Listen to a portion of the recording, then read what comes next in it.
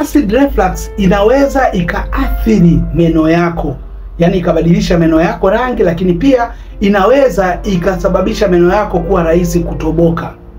Ni kwa sababu gani? Kumbuka tunaposema acid maana yake ni tindikali. Na tindikali unajua hata chuma kikiwekwa kwenye tindikali huwa kinayeyuka. Kwa hiyo hata meno yakikutana na tindikali yanaharibika. Kwa kitendo cha acid, ndio maana kuna wakati mtu anakuambia kuna maji yamekuja paka mdomoni na yahisi machungu. Ile ni acid. Sasa kama amefika paka mdomoni na maana amefika pia kwenye meno.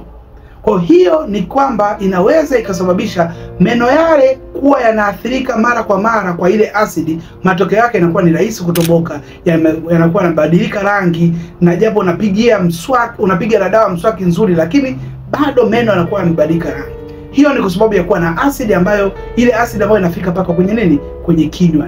Na hii ni mara nyingi ambayo mtu anakuambia nimehisi uchungu paka kwenye mdomo. Huwa nahisi uchungu mara kwa mara. Kwa maana kwamba ina maana ile asidi inafika paka wapi?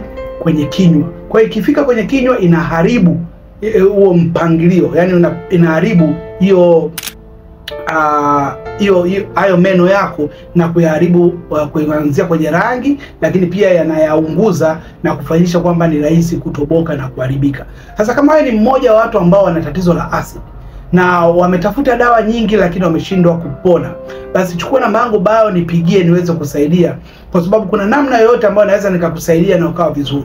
Simaanishi kwamba kwa 100%, lakini huwezi jua, inawezekana ikawa 100%, lakini pia inawezekana 90%, au ushauri ambao nitakupa unaweza ukawa ni msaada sana kwako. Kwa hiyo chukua namba yangu bio nipigie niweze kusaidia.